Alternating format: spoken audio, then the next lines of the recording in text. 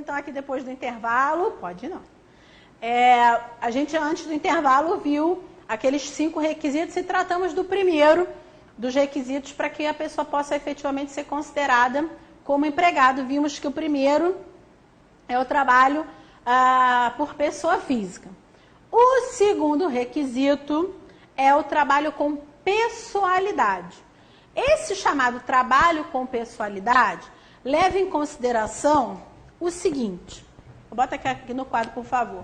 O contrato com pessoalidade leva em consideração que o contrato de trabalho, ele é personalíssimo ou infungível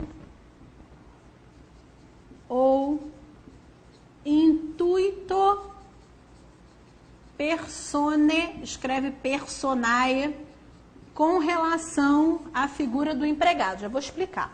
Então, a pessoalidade leva em consideração que o contrato de trabalho ele é personalíssimo, ou ele é infungível, ou ele é intuito persone com relação à figura do empregado. Todos esses aqui são sinônimos, tá? Dizer que o contrato tem que estar com pessoalidade, dizer que ele é personalíssimo, ou que ele é infungível, ou que ele é intuito persone, especificamente com relação à figura do empregado.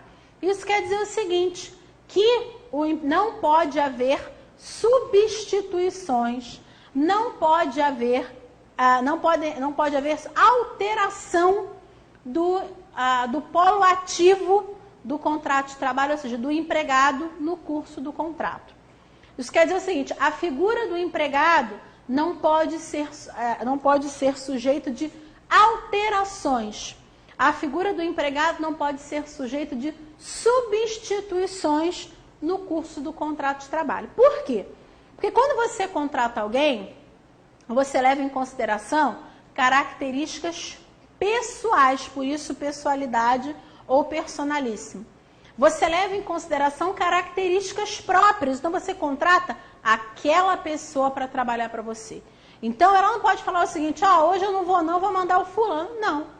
Porque, como regra, o empregado não pode ser substituído no curso do contrato de trabalho. Claro que eu estou dizendo, não estou dizendo aqui o seguinte, que não possa haver nenhum tipo de substituição. As chamadas substituições temporárias podem existir. O que é uma substituição temporária? Substituição temporária acontece quando, por exemplo, um empregado entra de férias e o outro vai ficar no lugar dele até que ele volte das férias. É uma substituição temporária. O empregado fica doente e o outro fica no lugar até que aquele primeiro se restabeleça e volte ao trabalho. É uma substituição temporária. Isso não tem problema. O que eu quero dizer é o seguinte, a pessoa que foi contratada não pode se fazer substituir por outra no curso do contrato de trabalho. Por quê? Porque senão ela não vai ser empregada. Pense o seguinte, eu tenho uma faxineira, ela não é minha empregada doméstica, ela é minha diarista. Se ela chegar para mim e falar assim, olha, dona Linha, eu não posso hoje, vou mandar minha prima, pode? Até posso falar, pode. Por quê? Porque ela não é minha empregada, ela não trabalha com pessoalidade para mim. Agora, vamos supor que eu fosse empregada, professora empregada do LFG, vai falar assim, ô Luiz Flávio, eu não vou poder ir aí, não. Aí eu vou mandar uma outra pessoa do meu lugar e falar assim, Aline, como assim? Os alunos já sabem que é você, os alunos estão esperando você, eu contratei você, de acordo com as suas características, com o modo que você dá aula, enfim. Vai chegar uma outra pessoa para trabalhar no seu lugar, você vai botar outra pessoa para trabalhar no seu lugar? De jeito nenhum. Exatamente, que a pessoalidade passa bem por aí. É a impossibilidade de substituição daquele empregado no curso do contrato. é a impossibilidade de alteração daquele que presta os serviços no curso do contrato. A maior prova de que o contrato é pessoal, de que o contrato é personalíssimo, é infungível, é que a morte do empregado automaticamente extingue o contrato de trabalho. A morte do funcionário automaticamente encerra o contrato de trabalho dele com o seu empregador. Por quê? Porque se foi ele que foi contratado para trabalhar, se foi ele que foi chamado para trabalhar, foram levados em consideração o quê? Características próprias dele. Se ele morre, ninguém mais pode tomar o lugar dele naquele contrato, tá? Então, a pessoalidade é que não pode haver substituição, não pode haver alteração daquele que presta serviço, sendo possível, se for o caso, apenas e tão somente as substituições temporárias, como no caso de férias, doença e por aí vai, tá? O terceiro requisito é o requisito, olha lá, da não eventualidade. Uma coisa que eu quero que vocês desmistifiquem para sempre, e quem já foi meu aluno ou quem é meu aluno do regular já sabe disso, porque eu falo isso sempre que eu posso, é o seguinte: a não eventualidade, como regra geral, tirando a questão do empregado doméstico, que nem cai na prova de vocês, tirando a questão do empregado doméstico, em que a contagem é feita até de forma diferente, para os empregados, o número de dias que a pessoa trabalha na semana é irrelevante para se descobrir se ele é empregado ou não. Ah, porque ele só trabalhava na minha empresa 2 vezes por semana, então não é meu empregado. A característica da não eventualidade não faz essa contagem, não traz esse raciocínio. Então, o número de dias trabalhados na semana, ou a frequência com que o empregado comparece para trabalhar é irrelevante para os fins de descobrir se ele é eventual ou não eventual.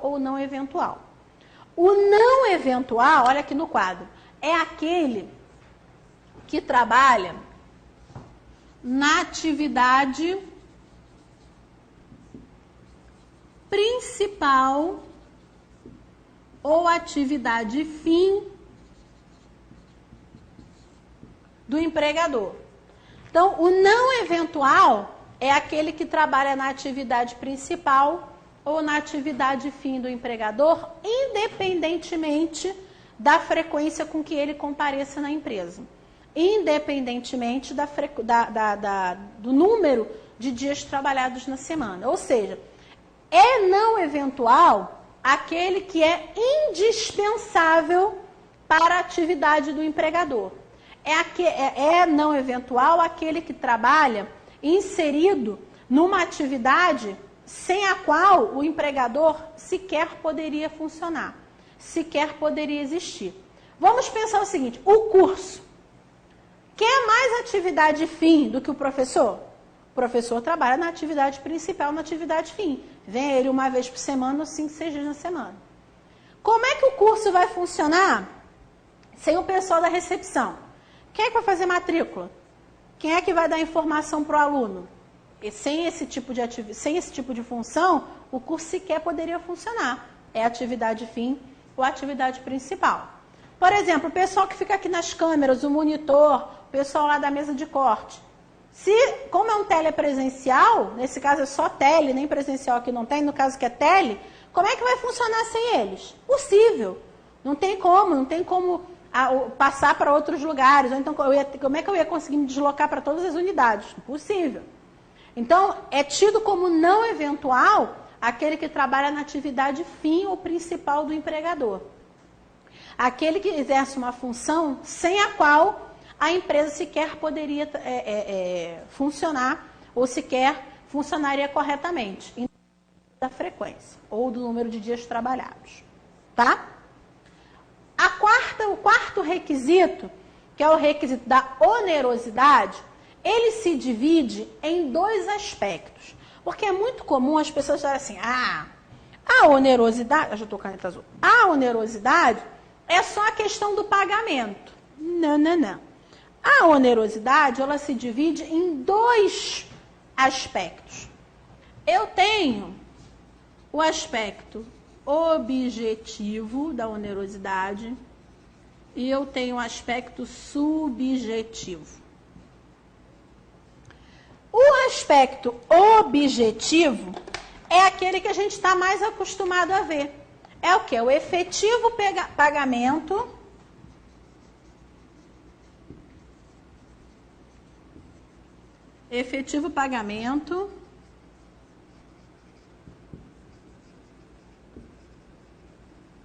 pelos serviços prestados. Então, o requisito objetivo é o quê? O efetivo pagamento pelos serviços prestados. É o quê? É a contraprestação do trabalho realizado. Eu trabalho e vou receber por isso. Eu trabalho e tenho um pagamento pelos serviços que foram prestados. Só que, normalmente, todo trabalho que você desempenha, você recebe alguma coisa em troca. Você recebe alguma coisa de retorno. Seja um auxílio alimentação, seja um auxílio com transporte, seja uma diária que você cobra pelo aquele trabalho, enfim. O que vai efetivamente nos ajudar para saber se a onerosidade existe ou não, por incrível que pareça, é esse requisito subjetivo aqui, que é a chamada intenção onerosa. Falei assim, Aline, o que é esse treco aí? Dessa intenção onerosa? Bom, eu, se fosse vocês, prestaria muita atenção. Eu sei que depois do almoço, depois do intervalo, ainda tem 1h30 de aula até as perguntas. Falei assim, ai, que preguiça, meu Deus, já estou aqui desde 8h30 da manhã.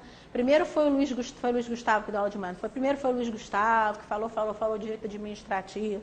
Agora vem essa pessoa falar de direito do trabalho, mas não tem jeito. Eu sempre falo o seguinte, que Deus está vendo quem assiste aula sábado e domingo. Deus sempre dá uma ajuda para todo mundo. Né? Eu, pelo menos, tinha ele como meu fiel escudeiro para me ajudar quando eu estava meio caída, assim, para ficar com preguiça de estudar. Eu falava, meu Deus, me ajuda, que eu tenho que passar nesse concurso para poder ajudar minha família, enfim, deu certo. Aí eu falo, Deus ajuda todo mundo, mas quem trabalha sábado e domingo, Deus sempre dá uma ajuda a mais. Que Deus está vendo que você está lá trabalhando no sábado, está lá trabalhando no domingo. A gente tem que acreditar nisso, né, japonês? Senão a gente não vem mais aqui nem sábado nem domingo. Quem está estudando no sábado e no domingo também. Né? Quem está estudando no sábado e no domingo são os dias que normalmente está todo mundo lá na praia. Ou então, para quem não tem praia, está na fazenda, ou está no barzinho, está conversando e vocês estão estudando. Isso com certeza vai ter uma recompensa. A gente não consegue nada de graça. Então, trabalhando, se empenhando, com certeza. E eu sempre falo o seguinte, quando o aluno cochila, quando o aluno dorme durante a aula, normalmente ele dorme ou cochila numa hora que eu vou falar alguma coisa que vai cair na prova. Aí ele fala assim, Aline, tá rogando praga para mim? Não, porque é o único jeito que eu tenho de vocês ficarem acordados num sábado de tarde. É pensar o seguinte, não posso cochilar, não posso dormir, porque se eu dormir ou cochilar, vai que na hora que eu estiver cochilando, ou lá dando aquela cabeçada, vai cair um negócio que vai cair na prova? Normalmente acontece, então ouçam a professora. Então aqui, com relação a esse requisito subjetivo, que é a intenção onerosa, normalmente é o que vai ajudar a gente a saber se o empregado está ou não preenchendo o requisito da onerosidade. Essa chamada intenção onerosa é o seguinte, o empregado trabalha com a intenção de receber. O empregado trabalha com o objetivo de ser pago por aquele trabalho. Então, pensem o seguinte, eu, Aline, e outra coisa, hein, antes de eu explicar, esses requisitos aqui também são cumulativos com relação à onerosidade. A onerosidade só vai estar completa se ela tiver o objetivo e o subjetivo juntos numa mesma pessoa. Vamos pensar o seguinte exemplo. Eu, Aline, faço leitura para as pessoas com deficiência visual aqui no Benjamin Constant. Por exemplo, aqui no Rio de Janeiro. Aí vamos supor que eles falam assim, Aline, já que você se desloca para cá, nós vamos pagar o seu vale transporte e vamos conceder para você um ticket como vale alimentação. Bom, eu estou, de qualquer forma, recebendo alguma coisa pelo trabalho que eu estou fazendo. Ou seja, estou recebendo um pagamento pelos meus serviços prestados. Há uma contraprestação. Mas será que existe a minha intenção de receber por aquele trabalho que eu estou prestando? Não. O meu objetivo nesse trabalho, que vai ser muito bem enquadrado como trabalho voluntário, o objetivo nesse meu trabalho é o quê? É a benemerência, é a beneficência, a ajuda ao próximo. Não tem nada a ver com uma relação de trabalho, uma relação de emprego. Por quê? Porque não existe a intenção onerosa. A onerosidade, ela só vai estar totalmente completa, ela só vai estar perfeita e acabada se, além de eu receber um pagamento pelo trabalho que eu estou realizando, que é o requisito objetivo, que é o aspecto objetivo, eu estiver recebendo porque eu tenho a intenção de receber. Ou seja, eu não estou trabalhando para ajudar ninguém, eu estou trabalhando para que eu possa receber por aquele trabalho no final do mês. Então, eu tenho a intenção de ser paga, eu tenho a intenção onerosa. Havendo a intenção onerosa e o efetivo pagamento pelos serviços prestados, eu tenho uma onerosidade completa. Tá? Então, atentem na onerosidade para esses dois aspectos, para essas duas nuances. E, por último, eu tenho a questão da subordinação. Antes da gente chegar no que efetivamente é hoje a subordinação, vamos analisar algumas outras ideias de subordinação que a gente teve ao longo do tempo. Num primeiro momento, se pensava que a subordinação era uma subordinação econômica, ou seja, o que havia entre o empregado e o empregador era uma subordinação econômica, ou seja, o empregado precisava economicamente do empregador para sobreviver.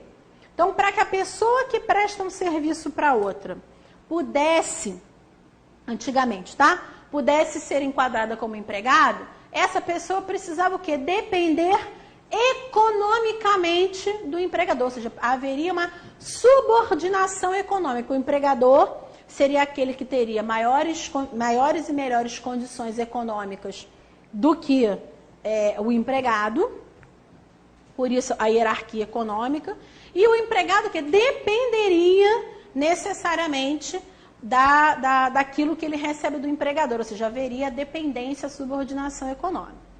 A gente hoje pode continuar com essa ideia? Não. Vamos pensar o seguinte, eu, Aline, vamos supor que eu dei aula para uma faculdade.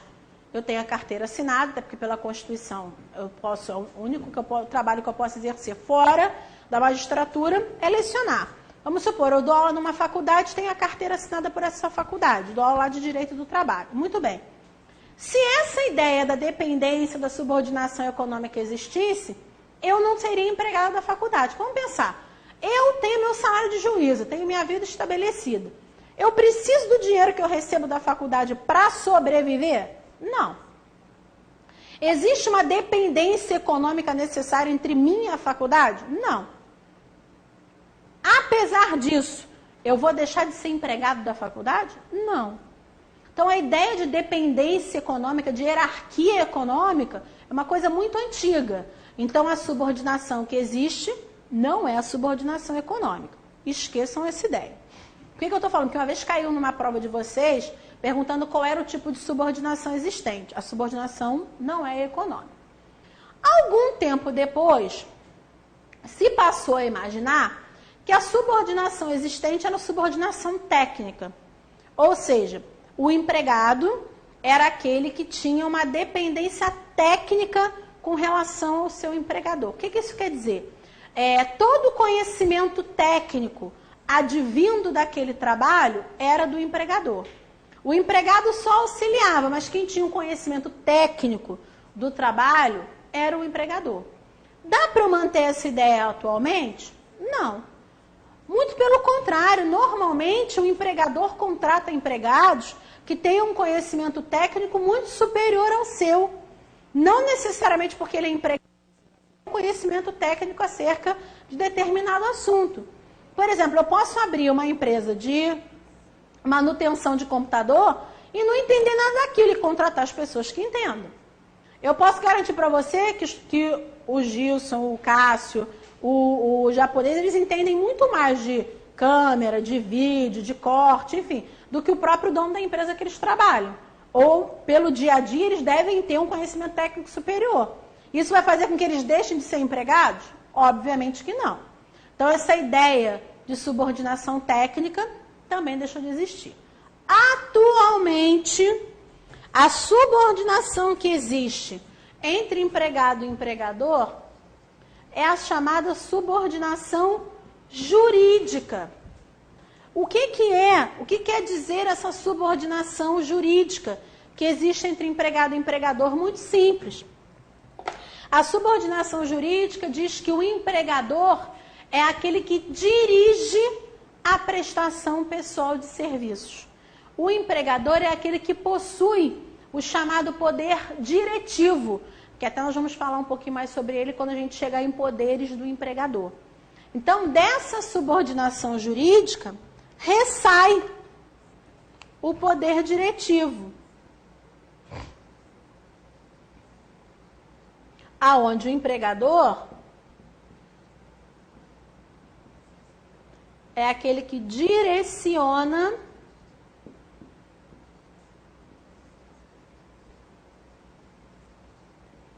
a prestação pessoal de serviços. Ou seja, o poder diretivo é isso aí. O empregador é aquele que direciona a prestação pessoal de serviços. O poder diretivo é quando o empregador fala o seguinte: que horas você tem que chegar, que horas você tem que sair, o que você tem que fazer no dia a dia, em que local você tem que trabalhar. É o direcionamento do trabalho do empregado. É o que? A direção da prestação pessoal de serviços. Ele diz o que fazer, como fazer, a hora que tem que fazer, que hora o empregado tem que chegar, que horas o empregado pode sair. É a direção da prestação pessoal de serviços, é a direção da prestação de trabalho.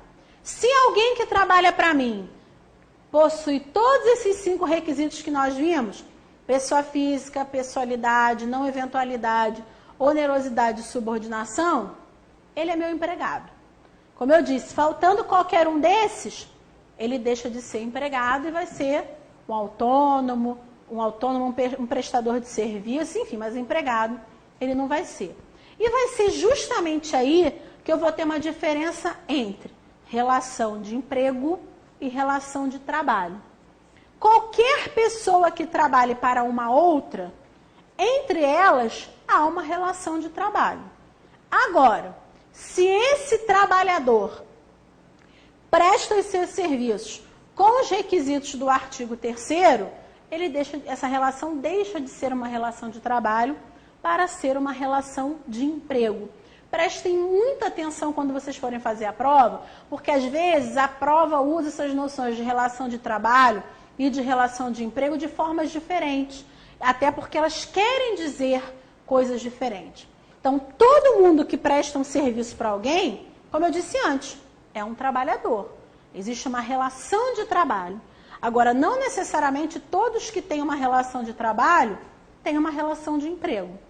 Não necessariamente todos que trabalham são empregados. Só terá relação de emprego, só será empregado aquele que obrigatoriamente preencher todos esses requisitos do artigo 3º. Preenchendo, é empregado. Faltando algum, ele volta a ser trabalhador e deixa de ser empregado. Certo? Muito bem. Vimos os requisitos de empregado. Quem é que vai estar do outro lado desse contrato? Se eu tenho um empregado de um lado, do outro lado eu só posso ter o empregador. E a noção de empregador e os poderes que ele tem, a gente vai ver agora, mas a noção, ou uma das principais características do empregador, nós vamos achar no artigo 2º da CLT. Lá no artigo 2º da CLT, eu vou achar o conceito de empregador.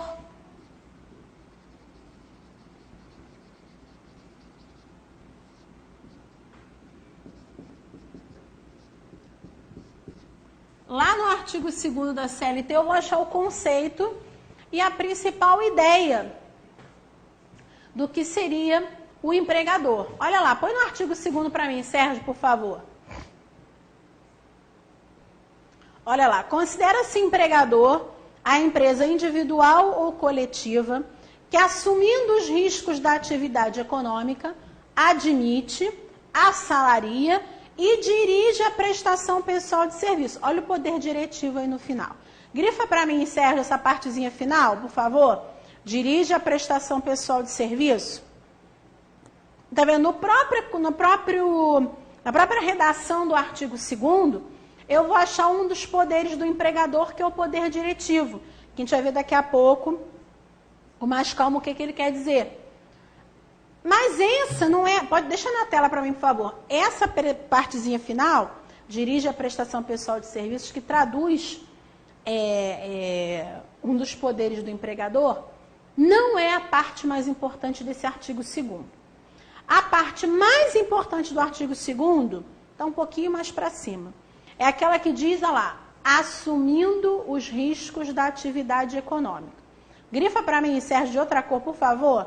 Assumindo os riscos da atividade econômica. Isso. Eu posso dizer para vocês o seguinte, que a principal característica do empregador é que o empregador assume os riscos da atividade econômica. O empregador assume os riscos do negócio. Eu vou explicar o que é isso. Essa característica de assumir os riscos do negócio, ou assumir os riscos da atividade econômica, a gente chama de alteridade. Põe aqui no quadro para mim, por favor, porque vocês também podem ver com esse nome na prova. Então, aqui, então, a principal característica é que o empregador assume os riscos do negócio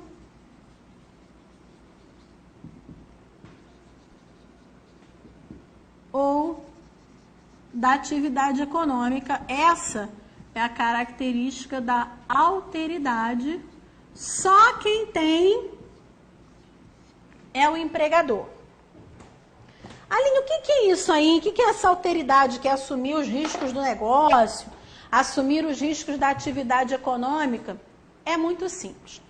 Dizer que o empregador assume os riscos do negócio, assume os riscos da atividade econômica, dizer que o empregador atua com alteridade, é dizer o seguinte: aconteça o que acontecer, o empregador nunca vai poder usar nenhuma desculpa para deixar de efetuar os pagamentos dos funcionários.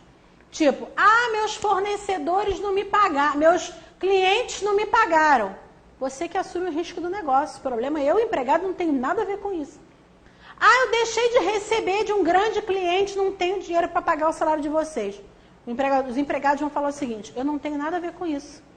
O empregador não pode, de nenhuma forma, tentar repassar aos empregados o risco do negócio. Falar assim: olha, eu não vou te pagar esse mês não, porque eu estou numa fase difícil, não tenho dinheiro, então eu não vou te pagar. O risco do negócio, o risco daquele negócio dar certo ou não, o risco daquela atividade econômica ir para frente ou não, é do empregador. O empregador não pode tentar repassar esses riscos ao funcionário. Ou então, sabe aquelas às vezes, algumas imposições, algumas determinações meio condicionais? Se eu receber do meu cliente, eu pago para vocês. Não tem si. Lembrem-se que a gente viu isso no início da aula, que os direitos trabalhistas são indisponíveis, são irrenunciáveis. Aconteça o que acontecer com o empregador, o risco do negócio é dele, não é do funcionário. Então, o empregado tem direito a receber e receber na data adequada. Tem direito a receber todos os direitos, o salário e todas as garantias, já que o empregado não tem nada a ver com o que possa acontecer com o empregador. E essa mesma ideia serve, inclusive, para o empregado doméstico e para o empregador doméstico. O meu patrão não me pagou, então não vou poder pagar para você. O risco dessa atividade é minha, não é da minha empregada. Então, qualquer que seja o ramo dessa relação contratual, qualquer que seja esse tipo de contrato, o problema não é do empregador. O problema é do empregado, que não é do empregado, é do empregador que vai ter que efetuar o pagamento. Só que o empregador, dentro dessa noção do que ele é, tem uma série de poderes, né? E é o que a gente chama de poder empregatício. O chamado poder empregatício são todos os poderes que o empregador possui dentro da sua condição de empregador. São todas as determinações que ele pode fazer direcionadas para os seus empregados. Ou seja, o poder empregatício, eu posso inserir essa noção de poder empregatício em todos os poderes, em todos os direcionamentos que o empregador vai poder fazer no curso do contrato de trabalho. Só que poder empregatício é o gênero. Eu tenho espécies do poder empregatício e vai ser sobre eles que a gente vai ter que falar mais pausadamente. Eu posso colocar como poderes empregatícios 4 poderes. Eu tenho aqui, ó, poder diretivo,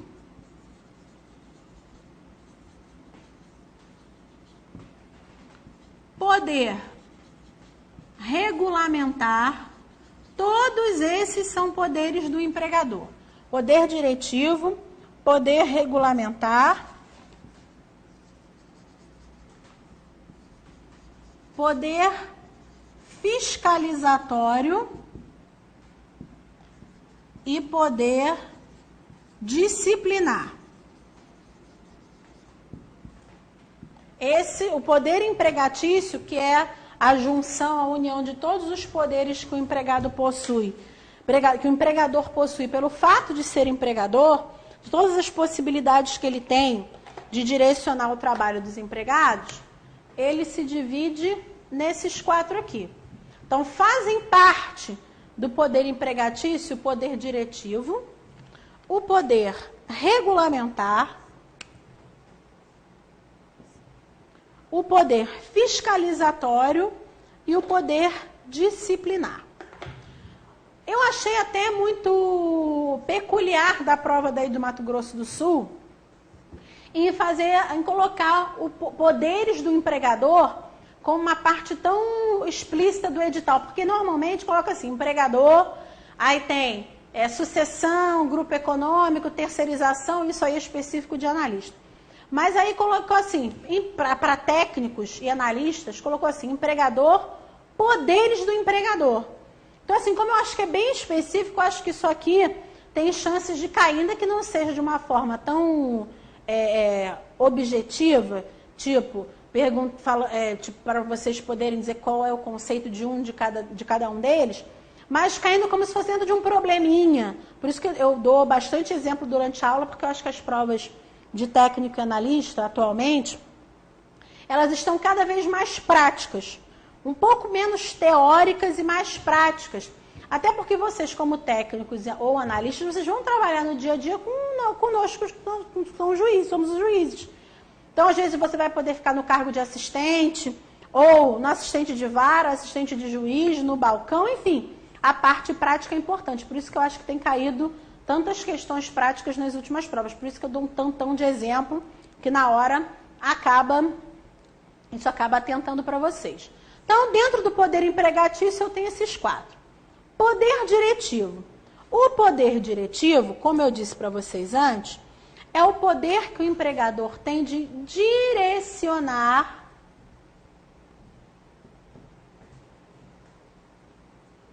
a prestação pessoal de serviços. O poder o poder diretivo é o poder que o empregador tem de conceder ordens a serem seguidas pelo empregado. Ou seja, no poder diretivo, pensem sempre em direção. Pensem sempre em direcionamento. Ou seja, direcionar a prestação pessoal de serviços. Ordens a serem seguidas pelo empregado. É muito comum os alunos perguntarem assim, Aline, empregado obrigatoriamente tem que seguir todas as ordens que o empregador der? A princípio, sim, né? Mas desde que sejam ordens lícitas.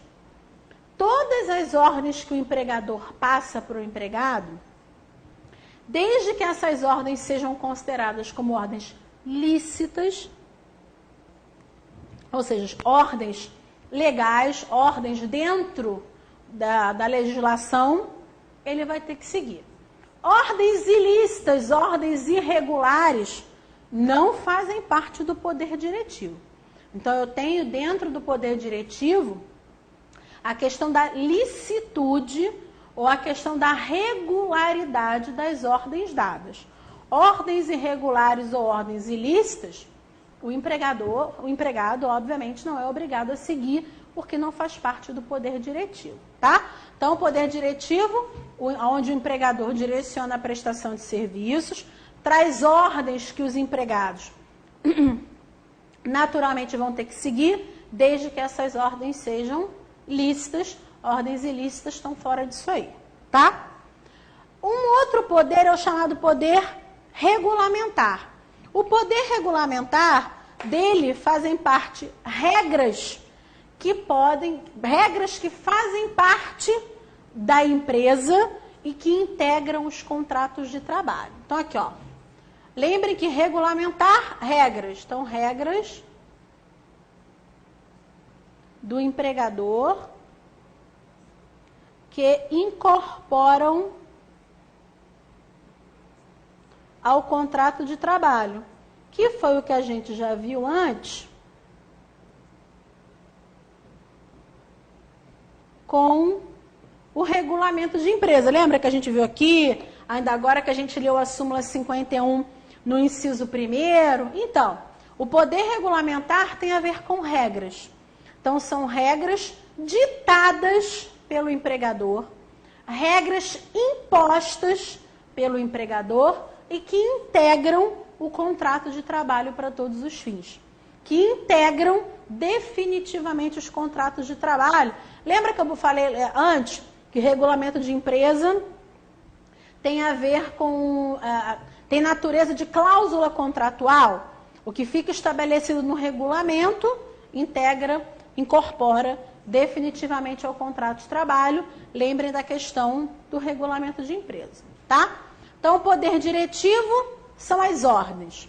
O poder regulamentar são as regras que se incorporam ao contrato de trabalho e que fazem parte do regulamento de empresa. O poder fiscalizatório é o poder que o empregador tem de acompanhar, fiscalizar e vigiar a prestação de serviços do empregado. Então, o poder fiscalizatório é o poder que o empregador tem de acompanhar, fiscalizar e vigiar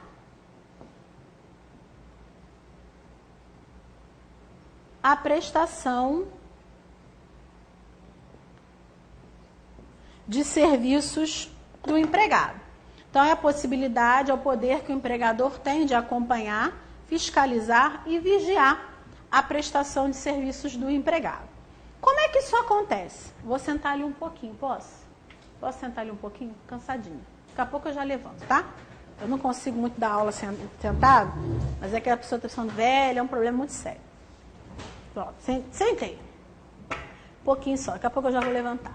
Essa ideia de fiscalização, de vigia, de vigilância, de acompanhamento, o grande problema que a gente tem é de saber o seguinte: até que ponto ou qual é o limite dessa fiscalização que o empregador possa fazer perante o seu empregado. Ou seja, tem um limite a esse poder fiscalizatório? Porque é óbvio, no dia a dia, coisa mais comum que tem é o empregador chegar e observar se o empregado está chegando cedo, está chegando no horário e saindo no horário. É acompanhar se ele está sendo honesto no desenvolver do trabalho dele, por isso que a possibilidade de instalação de câmeras.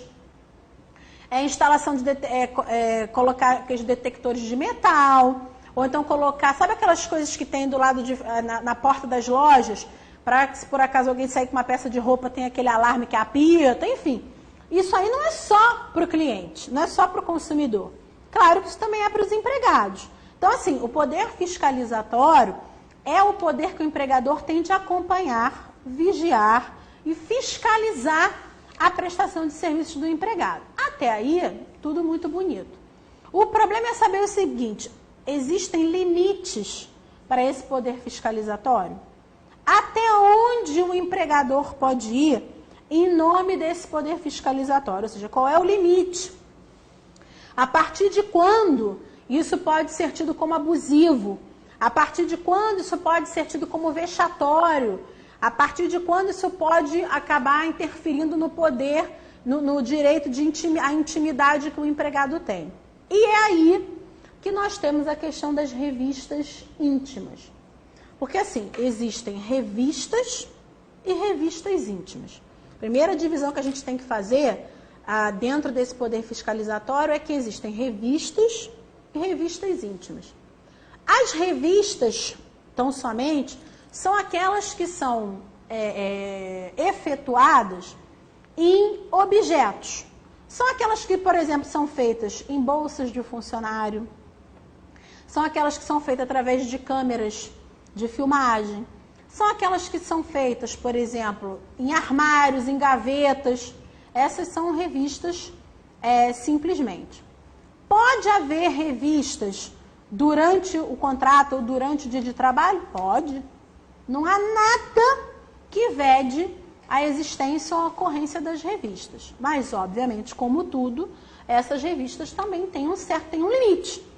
Quais são os limites da revista? É importante que vocês saibam isso, até para que isso não dê margem a abuso, e isso costuma cair na prova com uma certa frequência. Bom, as revistas, que são essas feitas em objetos, como gavetas, bolsas, mochilas, armários, ou então aquelas que são feitas com câmeras, elas podem ocorrer. Qual é o limite? Primeiro, se tem câmera, tem que ter uma identificação da existência de câmera. Sabe aquele bonequinho amarelo, o smile?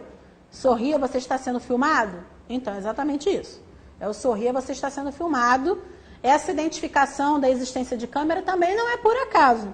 É para que a pessoa saiba que ela está sendo filmada. É para que ela fale, tipo assim, se você for pego, o problema é seu. Vai se dar muito mal. Pois é. A gente teve um exemplo disso essa semana, aqui no Rio de Janeiro, que não foi nem feito pelo empregador, mas que o empregador vai poder utilizar.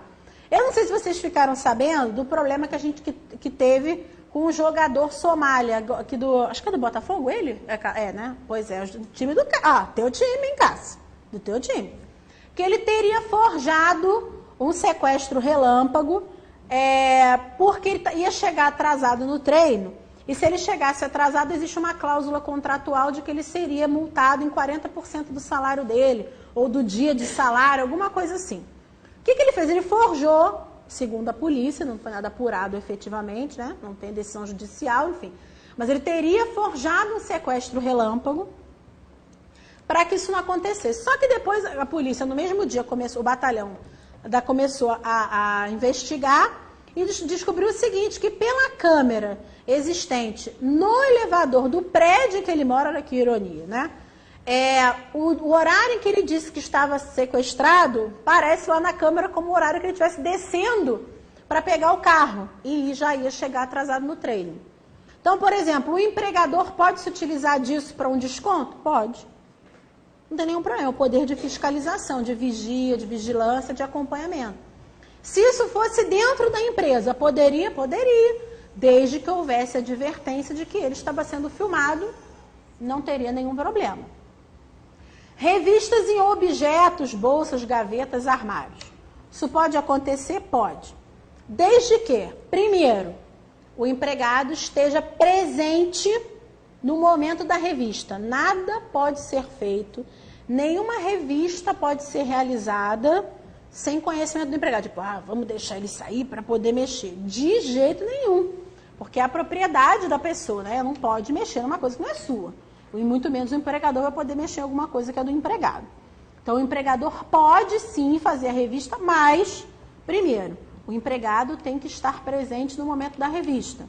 No momento da revista da bolsa, do armário, da gaveta, do que quer que seja. Além dele estar presente, o empregado tem que ser o único a manusear os seus próprios objetos. Mas né, o empregador não posso chegar e enfiar a mão na bolsa do funcionário, eu não tenho esse direito. É coisa assim, olha, por favor, abre a bolsa e tira tudo que está dentro. Não tem nenhum problema. Então, o empregado tem que estar presente.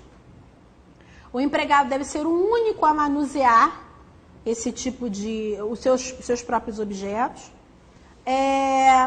E o mais importante, a escolha de quem vai passar pela revista tem que ser totalmente objetiva, ou seja, não pode ter uma escolha subjetiva. Ah, eu vou escolher aquele porque eu acho que foi aquele que pegou. Tem que ser uma coisa, a revista tem que acontecer indistintamente para todo e qualquer funcionário. Eu tenho uma empresa aqui no Rio que tem um sistema muito interessante. Ela coloca assim, uma empresa, acho que é uma farmácia, um grupo de farmácia, alguma coisa assim. Ele coloca uma bolsinha com várias bolinhas de ping-pong. E lá dentro tem assim, são 50 bolinhas. Lá dentro tem 10 bolinhas vermelhas e 40 bolinhas brancas. Quem tirar a bolinha vermelha vai passar pela revista. Isso aí é totalmente objetivo, você não está indicando ninguém. Pode ser que a pessoa, sei lá, tire durante uma semana. Às vezes a pessoa não tem muita sorte na hora de tirar o negócio lá. Toda semana ou todo dia ela vai e tira. Mas isso aí, ele não está sendo apontado. Ele que calhou de botar a mão lá e tirar. Isso é um sistema muito razoável. Ou então tem um rodízio, olha, hoje é o seu dia, amanhã é o dia do outro, enfim. Qualquer tipo de sistema que você perceba assim, que não há nenhum tipo de perseguição, ou que não há nenhum tipo de insinuação de que foi A, de que foi B, enfim, de que pegou ou furtou, ou enfim, de que pegou alguma coisa, de jeito nenhum. Então tem que ser na presença do funcionário, o próprio funcionário tem que ser aquele que vai manusear os seus objetos e, mais do que tudo, que haja um sistema objetivo, um sistema que possa alcançar indistintamente todos os funcionários a participarem da revista. E essas revistas, se for feito dessa forma, as revistas podem acontecer. Muito bem. Uma outra situação são as chamadas revistas íntimas. As revistas íntimas são aquelas que acontecem sobre o corpo do empregado. São aqueles que acontecem no corpo do funcionário. Aquele negócio de ficar palpando, não estou falando de detector de metal não, porque isso pode acontecer. Ou detector de algum outro tipo de objeto, não é isso.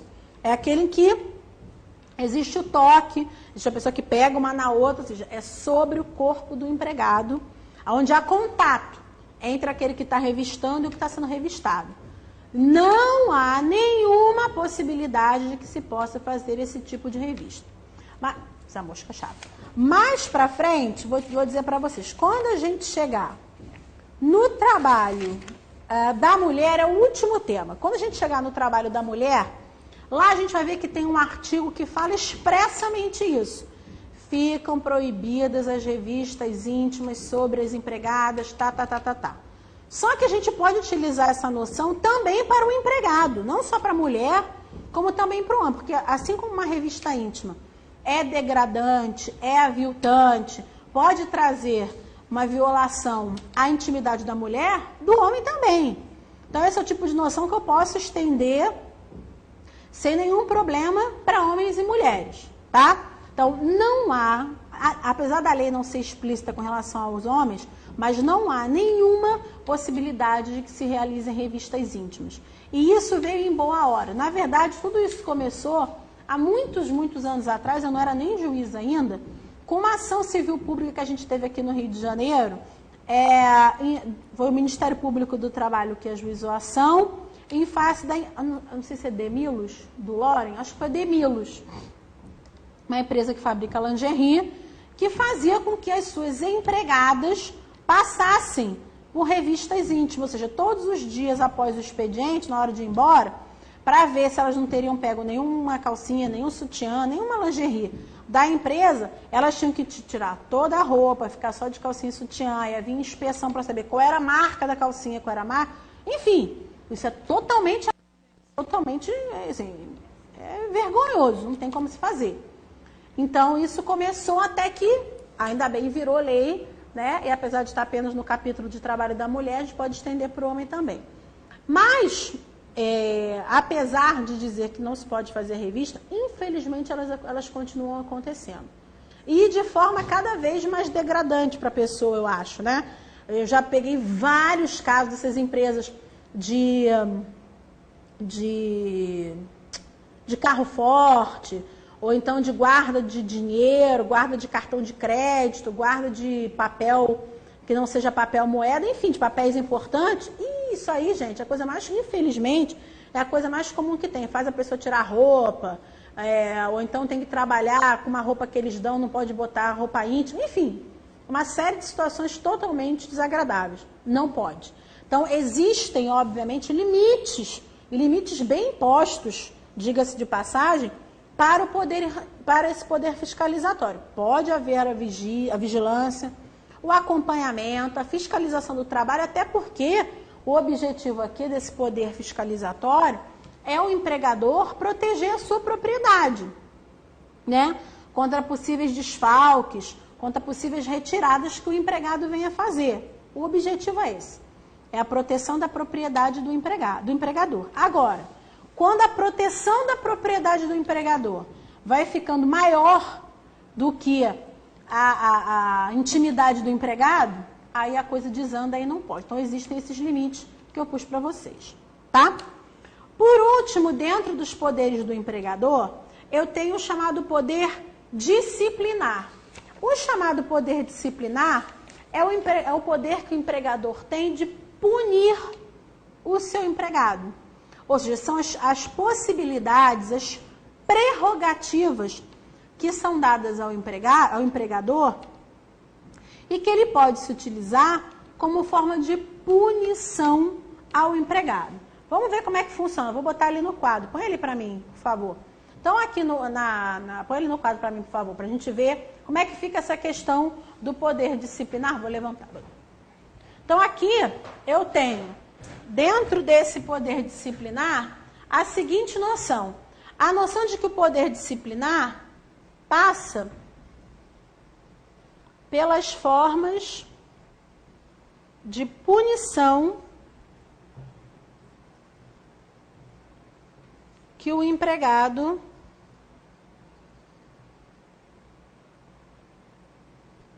pode sofrer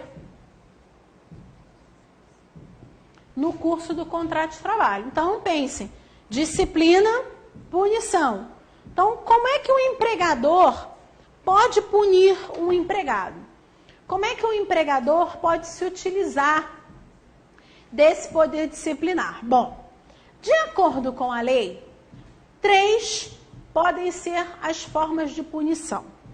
As formas de punição até tem uma que se aplica especificamente para um tipo de categoria, vou dar para vocês daqui a pouco.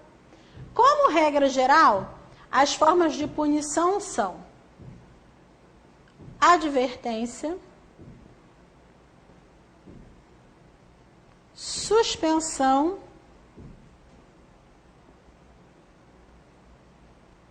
e aplicação da justa causa.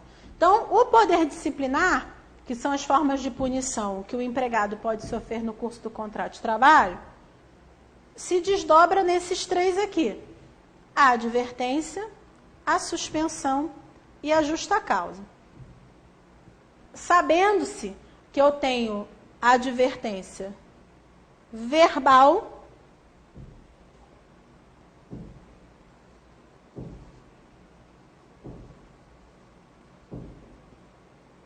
e a advertência escrita.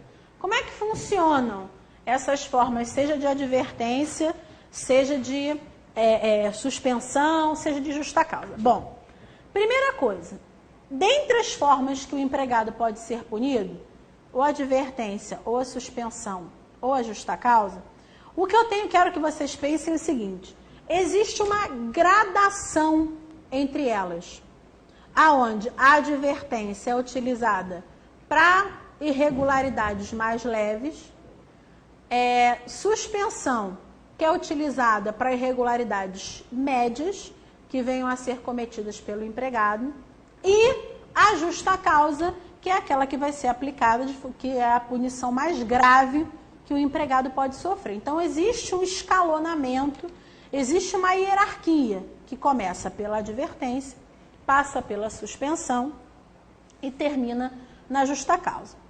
Quem vai escolher a punição que vai ser aplicada, obviamente, que é o empregador.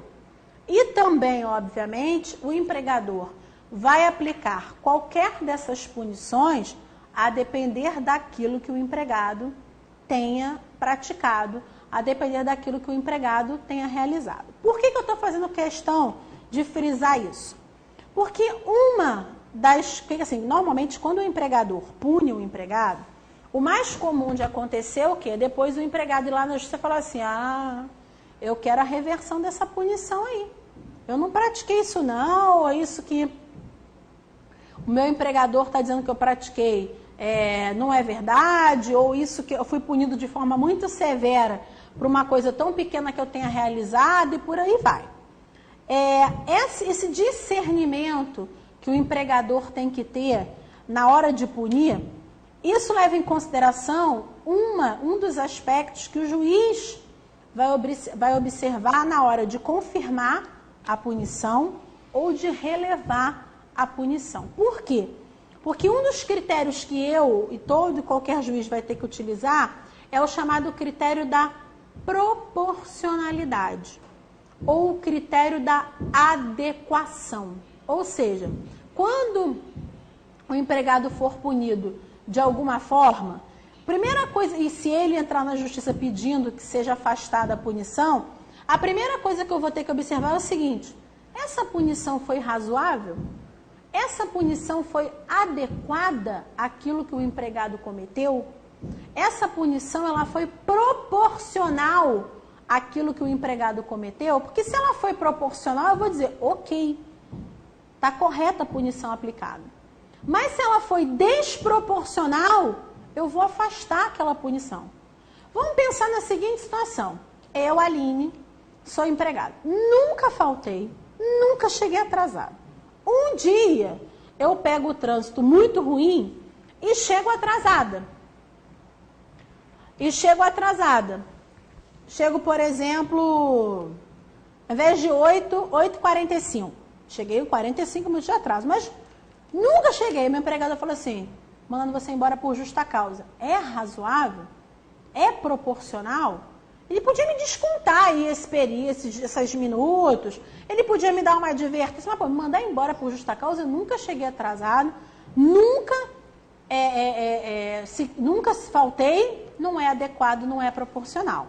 Então, apesar de ser do empregador a escolha entre qual punição aplicar, ele vai ter que levar em consideração se aquilo que ele está punindo, ou a forma que ele está punindo, é uma forma proporcional, é uma forma razoável de punir, levando-se, obviamente, em consideração aquilo que o empregado fez, tá? Na advertência, nós temos duas formas de advertência. Existe a advertência verbal e existe a advertência escrita.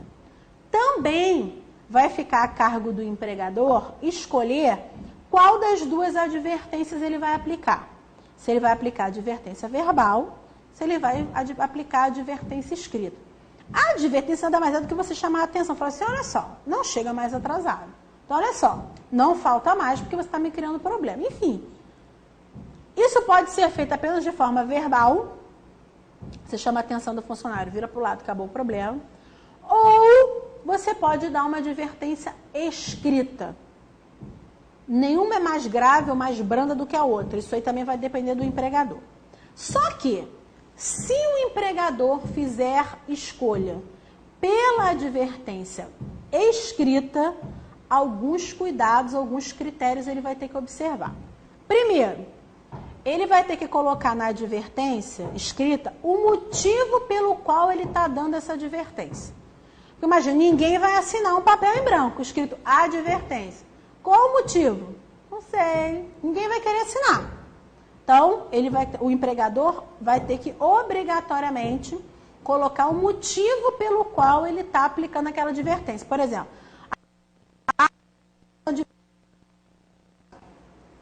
a Aline está sendo advertida, foi advertida porque faltou e não justificou. Enfim, algum tipo de... O motivo pelo qual a advertência está sendo dada tem que estar escrito no papel da advertência. Primeira coisa. Segundo, o empregado não é obrigado a assinar a advertência. Nunca é. Esteja o empregador com razão ou não na aplicação da advertência, o empregado não é obrigado a assinar. Quero que vocês pensem o seguinte: Aline, se ele não assinar, ele pode receber uma outra punição porque não quis assinar? Não, de jeito nenhum. Ele não é obrigado a assinar. Seja porque ele não concorda, seja porque ele simplesmente não quer assinar, enfim. Ele não é obrigado a assinar e ele, obviamente, não sofrerá qualquer tipo de punição, não sofrerá qualquer tipo de retaliação, não pode sofrer pelo fato de não querer assinar. Muito bem. Só que aí vocês vão pensar o seguinte: Aline, o empregador nessa história toda, ele aplicou a advertência, já escreveu lá no papel o motivo pelo qual ele está dando a advertência e o raio do funcionário não quer assinar. Como é que o empregador vai se precaver? Muito simples. Na ausência de assinatura da advertência por parte do empregado, o empregador poderá suprir essa ausência de advertência com a assinatura de duas testemunhas que serão 2 outros empregados. E o mais importante aqui, essas 2 outras pessoas que vão assinar, essas 2 testemunhas que vão assinar, informam tão somente o seguinte: o que querem dizer essas 2 assinaturas desses 2 outros empregados, desses 2 outros funcionários? Quer dizer tão somente o seguinte: estou assinando ou estamos assinando porque o fulano, para quem a advertência foi direcionada, não quis assinar. Ou seja, a assinatura das 2 testemunhas apenas comprova a ausência de assinatura do advertido. A assinatura das 2 testemunhas não quer dizer que elas concordam com a advertência, não quer dizer que elas viram aquilo que está escrito ali, não quer dizer que elas concordam com aquilo que está ali, de jeito nenhum. Porque às vezes os empregados ficam com raiva. Falam o seguinte: me deu a advertência, né? Vai me esperar lá fora que eu vou brigar com você. Não, ele não tem nenhum tipo, de nenhuma forma, não tem nenhum tipo de... Aquelas assinaturas daquelas 2 testemunhas não são concordância, não são confirmação, não estão dizendo que viram, apenas comprovam que o funcionário não quis assinar. Essa é a validade ou é a força da assinatura dessas 2 testemunhas, certo? Muito bem. Com relação à advertência, o empregador escolhe uma ou outra, se for por escrito, tem esses requisitozinhos mais tranquilos para poder observar. Se aquilo que o empregado comete é um pouco mais grave do que já faltou 2, 3 dias, ou há uma semana que ele vem chegando atrasado, há um mês que não vem cumprindo as ordens corretamente, o que o empregador pode fazer? Ele vai pensar o seguinte: já está um pouquinho grave demais para eu aplicar tão somente uma advertência. Vou aplicar uma suspensão. Pode? Pode. Só que, assim como em tudo na vida, existem limites para a aplicação da suspensão. Limites de dias. Querem ver? Sérgio, põe para mim, por favor, artigo 474 da CLT. 474. Gente, vocês soubessem o barulho sensacional que está aqui no consulado americano, que é aqui do lado. É no consulado, nesse prédio aqui do lado, não sei, né? Então, uma coisa sensacional. O barulho de obra que começou agora. Então, é uma coisa assim, adorável no meu ouvido, bem aqui. Estejam ouvindo. Olha lá, artigo 474. A suspensão do empregado por mais de 30 dias consecutivos importa a rescisão injusta do contrato de trabalho. Vamos interpretar juntos esse artigo 474. Isso aqui quer dizer o seguinte: o empregador pode escolher suspender o empregado. Se essa escolha for feita, vai ser uma suspensão típica, aonde o empregador vai dizer, ó, durante tantos dias você não vai comparecer na empresa e, obviamente, durante esses dias ele não vai receber o salário desses dias de suspensão. Até porque, imagina, se a punição é não comparecer ao trabalho e ainda receber, não é suspensão, aí são férias, né? Então, obviamente, aqui é uma suspensão típica mesmo. Ele não comparece ao trabalho e não vai receber por aqueles dias em que ele ficou com contrato, não foi trabalhar em virtude da suspensão. Muito bem. Aí ele fala lá, você vai ter um suspenso por tantos dias.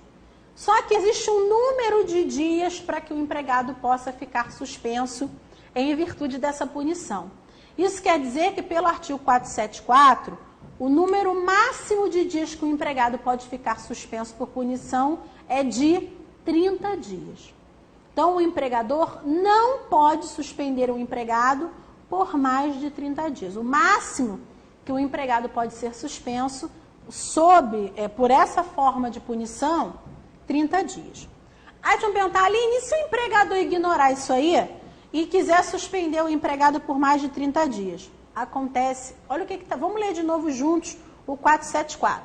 A suspensão do empregado por mais de 30 dias consecutivos importa na rescisão injusta do contrato de trabalho. Isso quer dizer o seguinte, é como se o feitiço virasse contra o feiticeiro.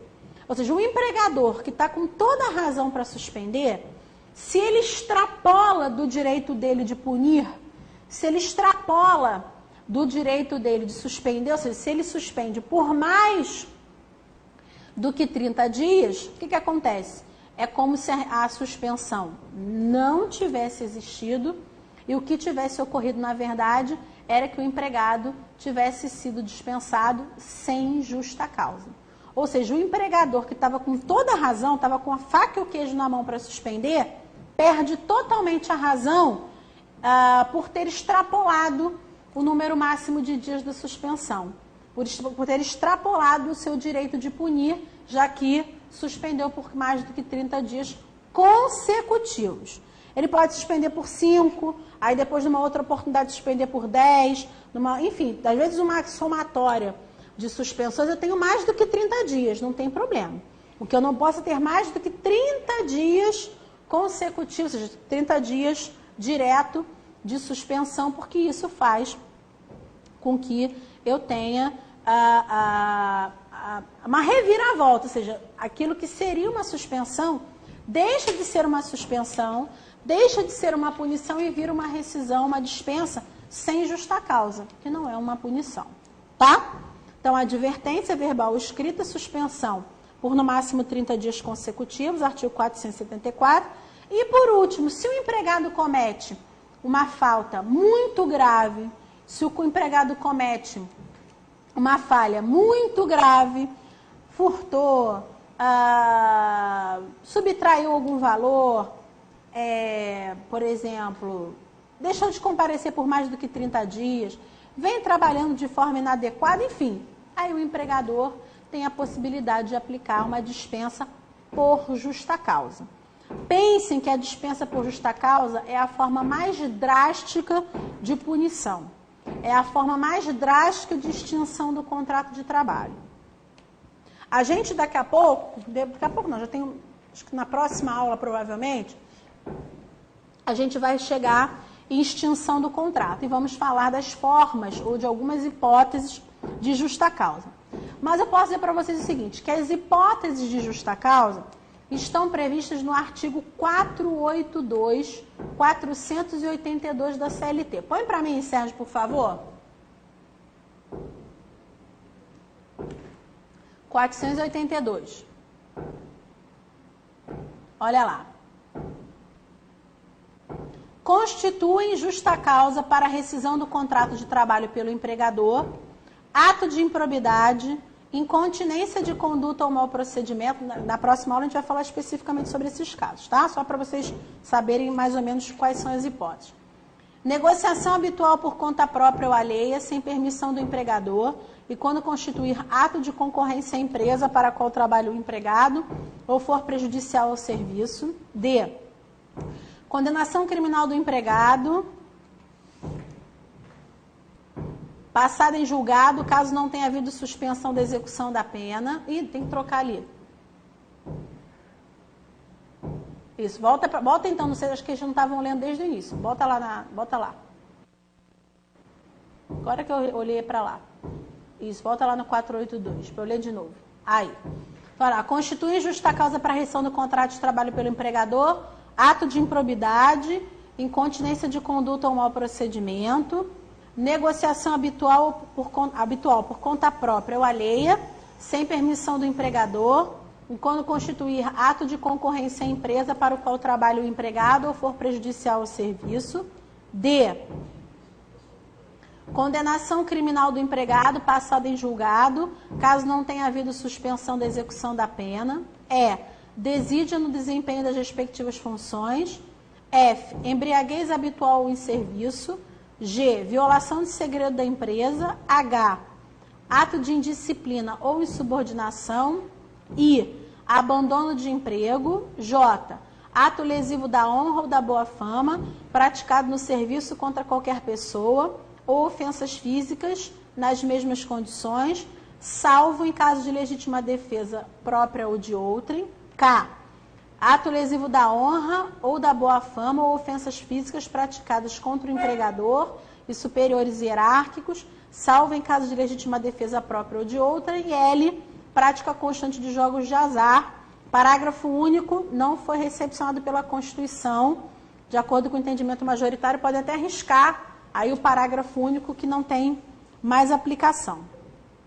Esse artigo 482, segundo a doutrina, segundo os livros, os estudiosos do direito, esse artigo 482, ele constitui um rol taxativo das hipóteses de justa causa. Ou seja, claro que em algumas leis, de algumas profissões específicas, de algumas leis que regulamentam determinadas categorias, eu até posso ter algumas outras hipóteses de justa causa.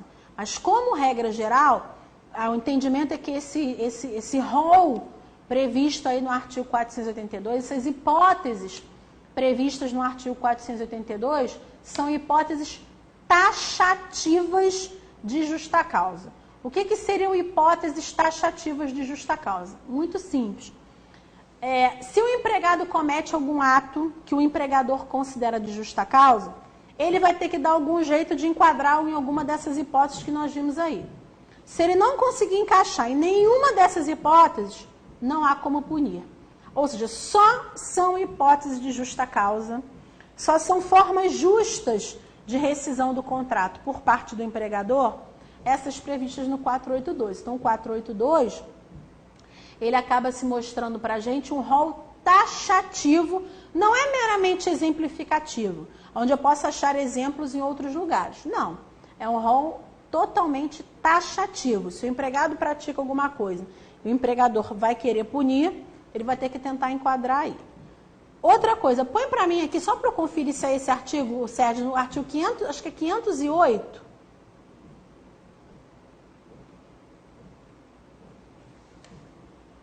Isso. Põe para mim, por favor, no artigo 408 da CLT. Olha o que diz o 408. Desculpa, 508. O artigo 508 da CLT diz o seguinte: considera-se justa causa, para efeito de rescisão de contrato de trabalho do empregado bancário, a falta contumaz, ou seja, a falta reiterada, de pagamento de dívidas legalmente exigíveis. Esse artigo 508, ele foi revogado por uma lei, se não me engano, no início ou no meio de dezembro agora de 2010. Então, ainda que vocês tenham a CLT de 2010, que a de 2011 ainda não saiu. Ainda que vocês tenham a CLT de 2010, esse aí ainda vai estar sendo considerado válido, mas não é mais. 508 pode passar uma canetona assim que ele não mais vale. O artigo 508 ele foi revogado, que eu não tenho agora o número da lei aqui, depois, se eu me lembrar, eu vou trazer para vocês na próxima aula. Mas o artigo 508 foi revogado, não está mais valendo, não existe mais o artigo 508, até porque pode vir a cair na prova, se cair na prova, não é essa assertiva que vocês vão ter que marcar, porque ele não vale mais, tá? Muito bem. Aline, eu já sei que o empregador pode advertir, suspender ou mandar embora por justa causa. O empregador, ele pode multar o empregado. Ou seja, olha, você chegou atrasado, eu vou te multar em 5% do seu salário. Não. Como regra geral, a multa, ela é uma forma proibida de punição. Como também é uma forma proibida de punição, o rebaixamento. O empregado não pode ser rebaixado de forma nenhuma, muito menos como forma de punição. O empregado não pode ter o seu salário reduzido como forma de punição, assim como o empregado não pode ser multado como uma forma de punição. Especificamente com relação à multa, só tem uma categoria que pode receber a multa como forma de punição, que é o atleta profissional de futebol. Por isso, quando eu falei da questão do Somália, que tem lá no contrato dele do Botafogo, que ele pode ter uma punição de 40% do salário, é porque a Lei Pelé, que é a lei que trata dos atletas profissionais de futebol, que fala dos atletas profissionais de futebol, traz a multa como uma forma possível de punição. Então, pode. Esse é o único profissional, é a única categoria que pode ter o seu contrato, pode ter a multa como uma forma de punição, então, mais limitada a 40% do salário, de acordo com os termos da lei. Nenhuma outra categoria, nenhuma outra função, pelo menos que eu tenha conhecimento, nenhum outro tipo de empregado pode ser punido com multa. Qualquer outra punição pode ser feita dentro dessas três, né?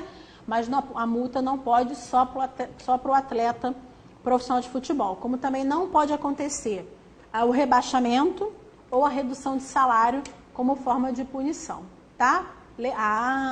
Quem foi que achou?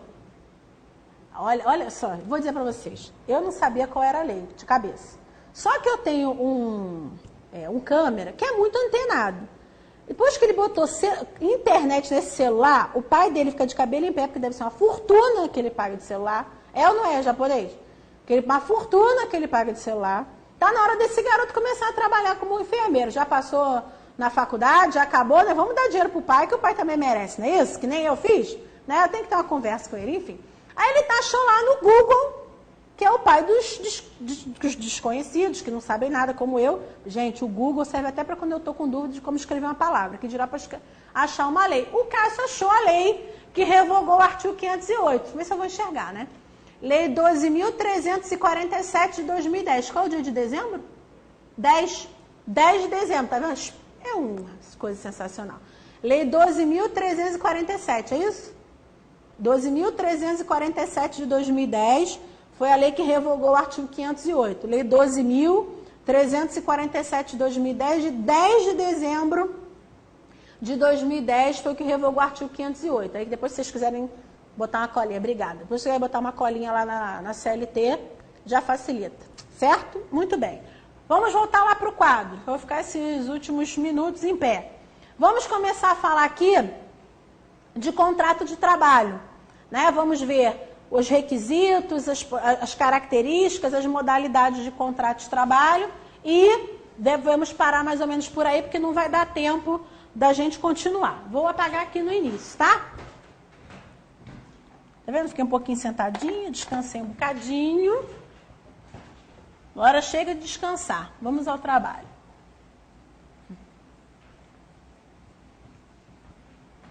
A gente, quando fala de contrato de trabalho, a gente tem que ter em mente o seguinte: o contrato de trabalho, até porque assim, o que o direito do trabalho, na verdade, quer é que, obviamente, as pessoas estejam inseridas no mercado formal, que tenham a sua carteira assinada, que sejam reconhecidos como empregado. Isso aí é o que o direito do trabalho, e nós, juízes, procuradores do trabalho, e sim, as pessoas que trabalham com o direito do trabalho, obviamente, mais desejam. Justamente por isso é que a gente tem que ter a noção seguinte: o contrato de trabalho, ele não tem como regra uma forma específica. Desde que entre as pessoas envolvidas estejam presentes aqueles requisitos que nós vimos agora no início dessa segunda parte da aula, Isso é o que nos interessa para que exista uma relação de emprego e o problema está resolvido. Vocês vão ver que nos próprios artigos que falam de contrato, só vê que não há uma forma definida como regra geral. Quer ver? Sérgio, põe para mim, por favor, no artigo 442, 442 da CLT. Isso. Olha o que está escrito no artigo 442.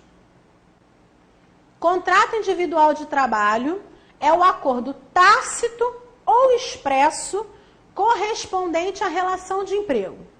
Põe no artigo 443, por favor. Olha lá. O contrato individual de trabalho poderá ser acordado tácita ou expressamente, verbalmente ou por escrito e por prazo determinado ou indeterminado. Ou seja, a forma a ser escolhida para que o contrato de trabalho seja realizado, o empregador que vai escolher. Se o contrato vai ser expresso ou vai ser tácito, vai ser verbal ou vai ser escrito, vai ser por prazo determinado ou indeterminado. Claro que existem alguns contratos, e essas exceções estão previstas na própria lei, existem alguns contratos que têm uma forma específica. Por exemplo, vou voltar aqui ao atleta profissional de futebol. A Lei Pelé é clara. Ela fala lá, o contrato é um contrato feito de forma escrita, por prazo determinado. Aí eu não tenho por onde fugir. Não tenho como, eu quero fazer de um outro jeito. Não, a lei está dizendo assim, eu vou ter que fazer.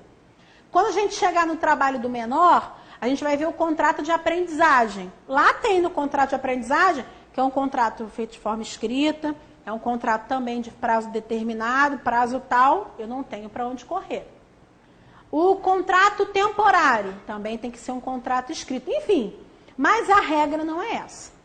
A regra no direito do trabalho é a informalidade na realização do contrato, onde ele pode ser verbal ou pode ser feito por escrito, ele pode ser expresso ou ele pode ser tácito, ele pode ser a prazo determinado ou indeterminado.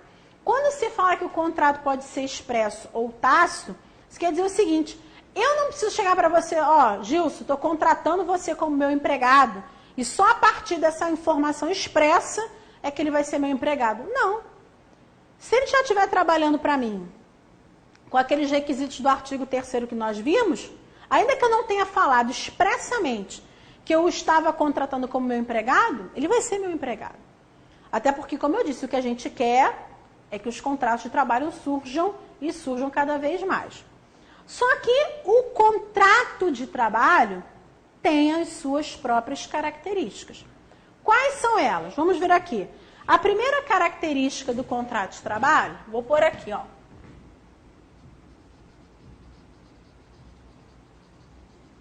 Características do contrato de trabalho. O primeiro é que ele é um contrato de direito privado. O que quer dizer isso? Um contrato de direito privado diz que leva em consideração a natureza privada dos interesses trabalhistas. Ou, pelo menos, que o direito do trabalho é um ramo do direito privado. A gente tem, direito administrativo, direito constitucional, são ramos do direito público. Aqui não. O direito do trabalho é um ramo do direito privado. Além disso, os sujeitos que pactuam o contrato, os sujeitos que realizam o contrato, são sujeitos privados. São sujeitos de direito privado. Aline, se é um Estado que faz um contrato de trabalho, ele vai ser tratado para fins trabalhistas como um sujeito privado. Então, quando eu falo que ele é um contrato privado, eu estou levando em consideração que o direito do trabalho é um ramo de direito privado,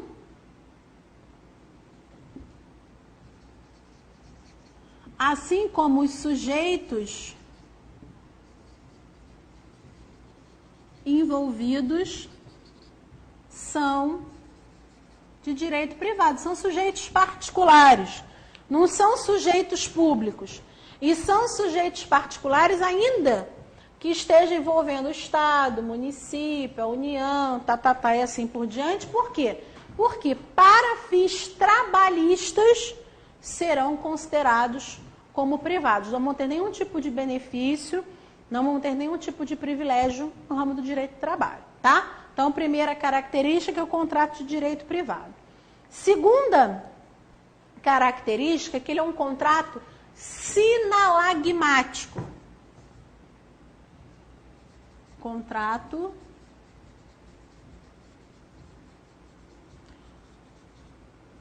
O contrato ser chamado de sinalagmático é muito simples, só o nome que é feio ou esquisito, mas é muito simples.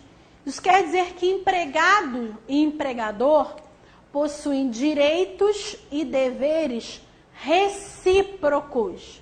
Então aqui, contrato sinalagmático quer dizer que empregado e empregador com direitos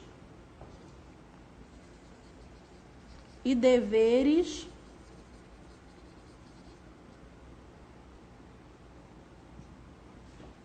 empregado e empregador com direitos e deveres recíprocos. Por que eu estou querendo? Agora vamos parar um pouquinho para poder entender isso aí.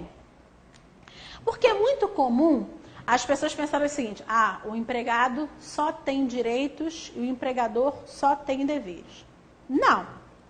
Ambas as partes, empregado e empregador, têm direitos e deveres recíprocos. Vamos entender o seguinte: qual é o principal dever do empregador? Pagar, né? Pagar os direitos trabalhistas, pagar as verbas que são devidas, pagar o salário, pagar tudo direitinho. Esse é o principal dever do empregador, dever de pagamento. É o único dever? Não é o único dever. Existem outros deveres do empregador, por exemplo, tratar o empregado com urbanidade. O que é isso? Tratar o empregado adequadamente, com respeito, com educação. Outro dever que o empregador tem, de aceitar, por exemplo, atestados médicos que o empregado possa apresentar e abonar aquele dia. Outro dever que o empregador tem o dever de aplicar, de conceder ao empregado não só pagamentos, mas melhores condições de trabalho no dia a dia. Por exemplo, existe uma norma regulamentadora do Ministério do Trabalho que trata sobre ergonomia. O que é isso? A pessoa tem que ter todo o maquinário de trabalho suficiente para que não desenvolva nenhum tipo de doença. Então tem que ter um computador? Tem, mas tem que ter aquele apoio de punho. A cadeira tem que ter apoio de braço. Enfim, são essas coisas que o empregador vai ter obrigatoriamente que proporcionar. Tudo isso é dever do empregador. Só que o empregador também tem direitos, óbvio. O empregador tem direitos de direcionar a prestação de serviços do empregado. Olha o poder diretivo que a gente viu.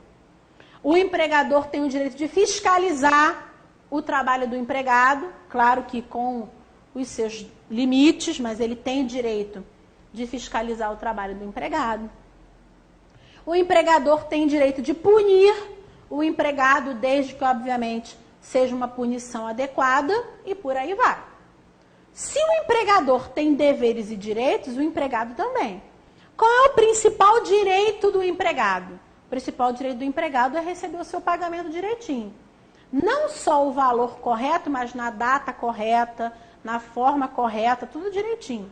Só que esse não é o único direito do empregado. O empregado tem uma série de direitos. O empregado tem direito de ser tratado de forma adequada. O empregado tem direito a receber todas as parcelas previstas na lei que sejam, obviamente, aplicadas para o seu contrato.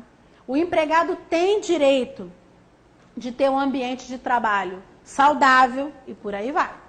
Só que o empregado também tem os seus deveres. Tem o dever de chegar no horário e de não ficar saindo cedo toda hora. O empregado tem o direito, tem o dever de obedecer às ordens lícitas, às ordens legais dadas pelo empregador. Enfim, o empregado tem uma série de direitos e uma série de deveres, assim como também os tem o empregador. Então, o contrato sinalagmático me diz que empregado e empregador têm direitos e deveres recíprocos. A cada direito de empregado corresponde um dever do empregador. E a cada direito do empregador corresponde o dever de um empregado e assim por diante. Certo? Muito bem. Próxima característica é um contrato consensual. Aqui, ó.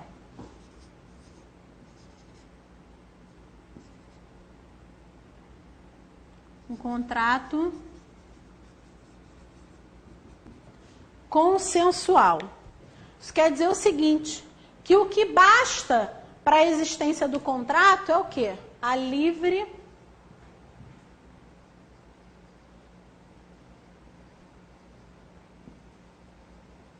vontade das partes. O consenso, o ajuste, o contrato. O que basta para que o contrato possa ser feito, o que basta para que o contrato possa ser ajustado, é a livre vontade das partes. É a vontade que as partes têm de sentar, se ajustar e fazerem as cláusulas contratuais. Muito cuidado, porque em alguns livros, em algumas... Em provas não, mas em alguns livros, alguns textos, vocês podem ver, vocês podem achar ou está colocado lá, que o contrato de trabalho é um contrato de adesão. O que é um contrato? Sabe que tipo contrato de cartão de crédito? Quando você chega lá para assinar, já estão todas as cláusulas estabelecidas, você só adere ou não, você não tem como discutir essas cláusulas. Na prática mesmo, o contrato de trabalho acaba sendo um contrato de adesão, porque assim, dificilmente você tem um empregado que vai discutir as cláusulas daquele contrato, concorda?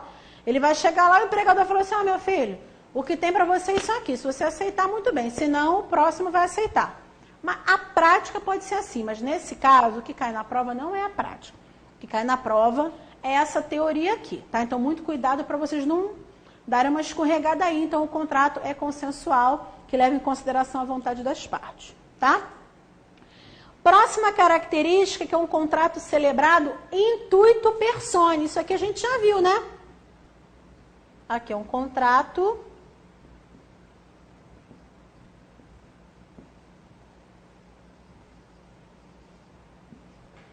é aquilo que a gente viu quando tratou da questão da pessoalidade. O contrato intuito personae é aquele contrato que é ajustado de forma pessoal. Ele é personalíssimo. Ele é infungível com relação à figura do empregado. Então, aqui, ó.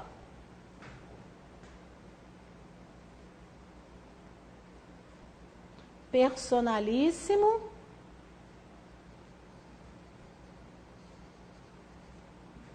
Infungível.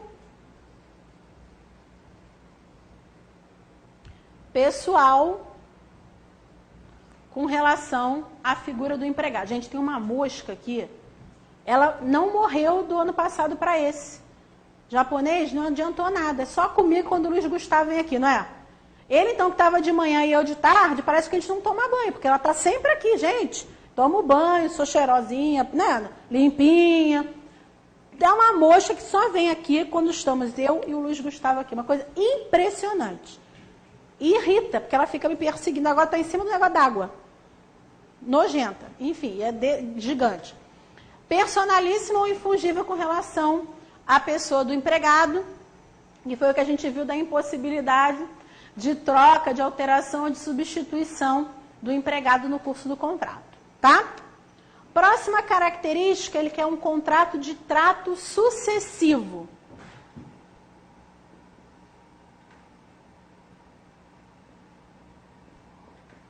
Contrato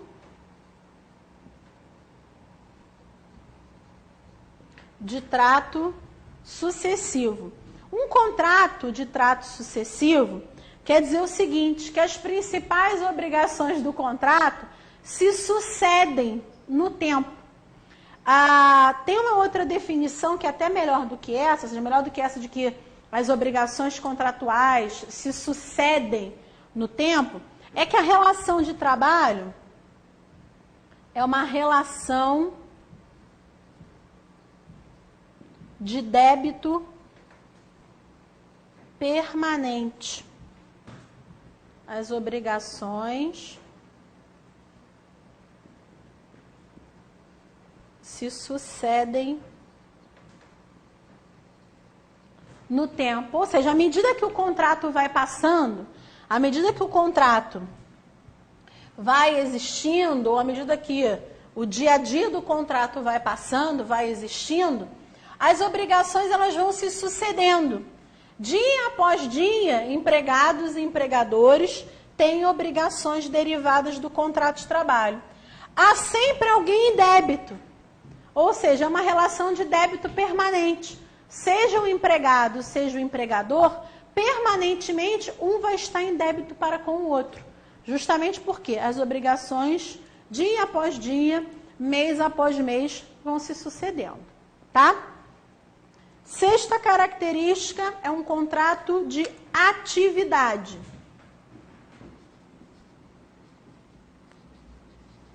O contrato de atividade, isso quer dizer que o contrato de trabalho denota uma obrigação de fazer.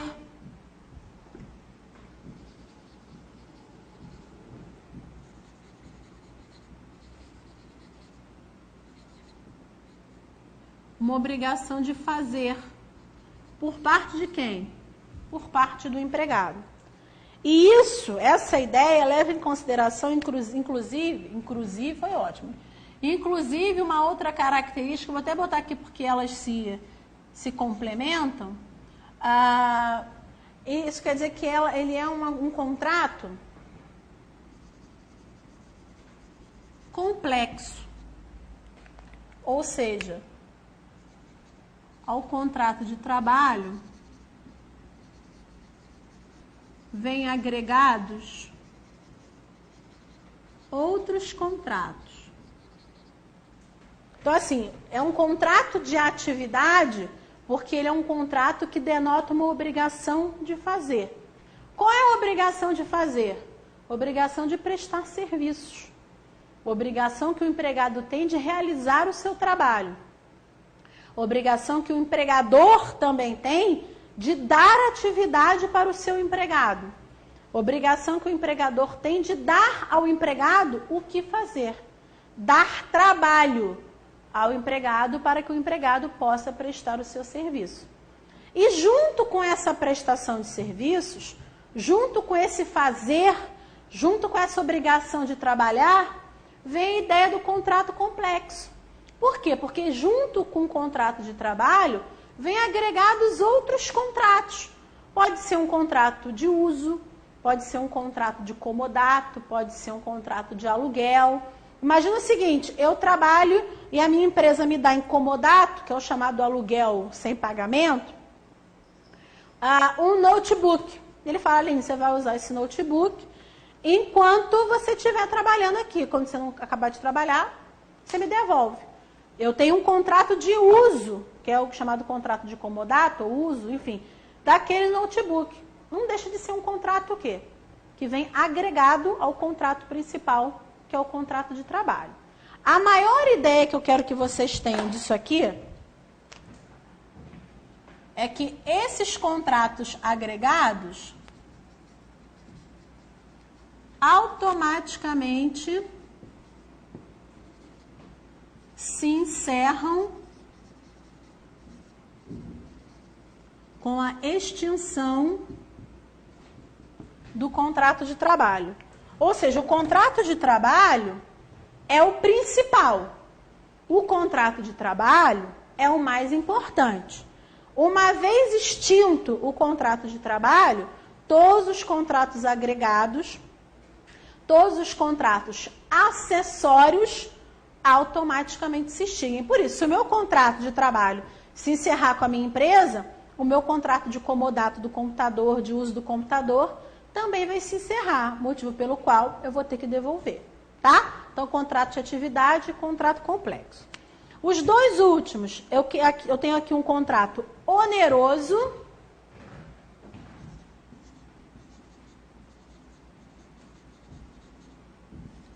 E eu tenho como nona característica um contrato com alteridade. Características, inclusive, que a gente já tem noção, porque nós já vimos aqui. O contrato oneroso decorre da onerosidade da relação de emprego. Decorre da onerosidade do artigo 3º, né? Então, decorre da questão da onerosidade com os seus dois aspectos. Com os aspectos objetivo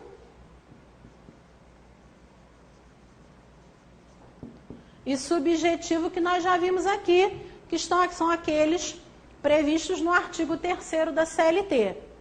E o contrato com alteridade, que a gente também já viu no artigo 2º, que é a questão de que o empregador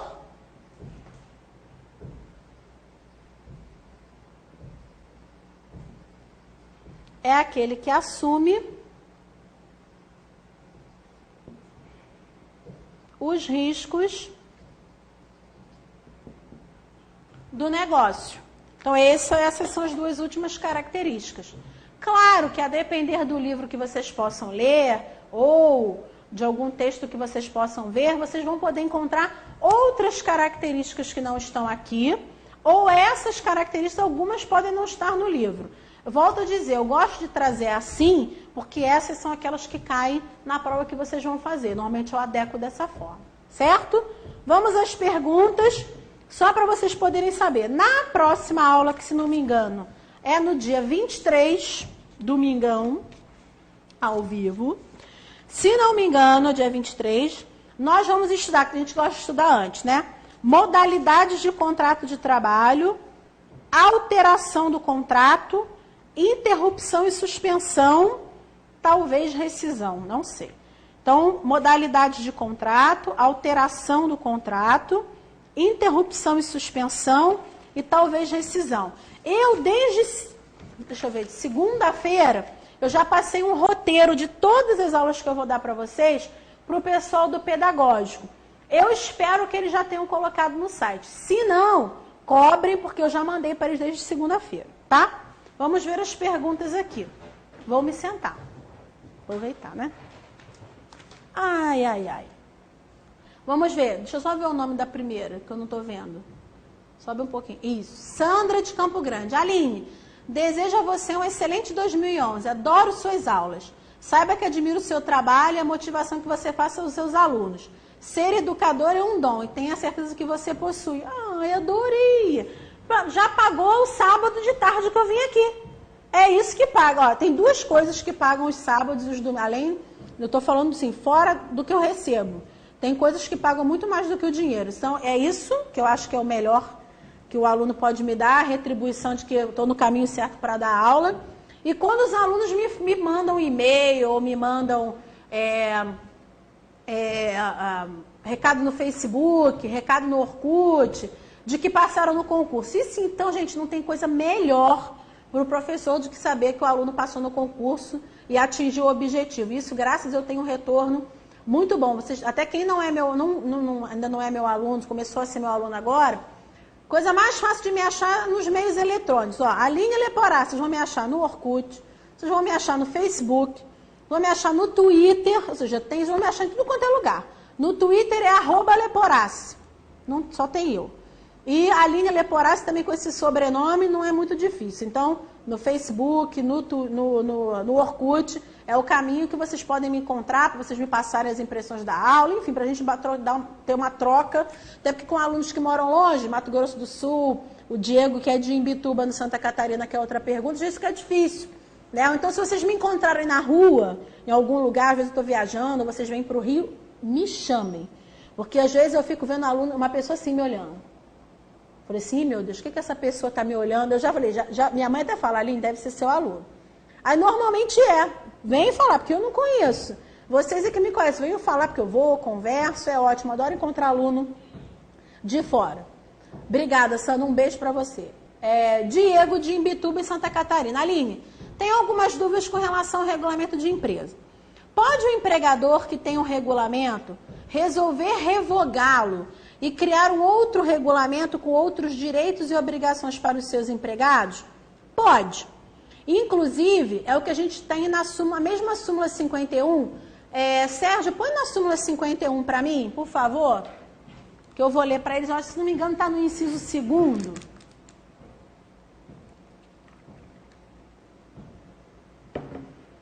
Olha lá. O inciso 2º fala assim, da súmula 51. Havendo a coexistência de dois regulamentos... Havendo a coexistência de dois regulamentos de empresa, a opção do empregado por um deles tem efeito jurídico de renúncia às regras do sistema do outro. Aqui eu tenho dois sistemas vigorando, dois regulamentos vigorando ao mesmo tempo. Nesse caso, o empregado vai optar por um ou por outro. Se optar por um, isso obviamente denota que ele está renunciando ao outro. No seu exemplo tirar todo um e criar todo um novo. Nesse caso, a adesão a todo esse outro apenas se ele for totalmente mais benéfico para o empregado. Senão, continua valendo o mesmo raciocínio. É como se, ao invés de ele criar uma nova cláusula ou revogar uma cláusula, ele resolveu revogar um regulamento inteiro. Ele até pode, mas se esse novo regulamento for pior que o outro pode até desaparecer do mundo fático, mas do mundo jurídico, em termos de cláusula contratual, adesão ao contrato, não deixa de existir. Então, se esse novo regulamento for pior, continua valendo o anterior. Volta lá que tem mais pergunta do Diego para mim, por favor. Olha lá, como ficam os direitos incorporados ao contrato? Esse novo regulamento vale? Pode o empregado estar submetido aos dois regulamentos ao mesmo tempo ou pegar o melhor de cada regulamento? Não. Aí, assim, se os dois regulamentos coexistirem, eu vou usar a súmula 51 no inciso 2º. Ele vai optar por um ou por outro. E a opção por um implica na renúncia a todo outro. A gente não vai poder pegar um pouquinho de um, pegar um pouquinho de outro e formar um terceiro. Ele vai optar por um dos dois e, optando, ele automaticamente está renunciando ao outro. Se um totalmente for revogado e for criado um novo, só existe um, a adesão automática a esse novo vai depender de como são as cláusulas desse novo. Se esse novo contrato, nesse novo regulamento, for muito melhor que o outro, todo mundo vai ser atingido. Se ele for pior, ele só vai atingir os que forem admitidos após a criação desse novo, e os que já estavam ficam com seu contrato regido, ficam com seus contratos regidos pelo anterior. Tá?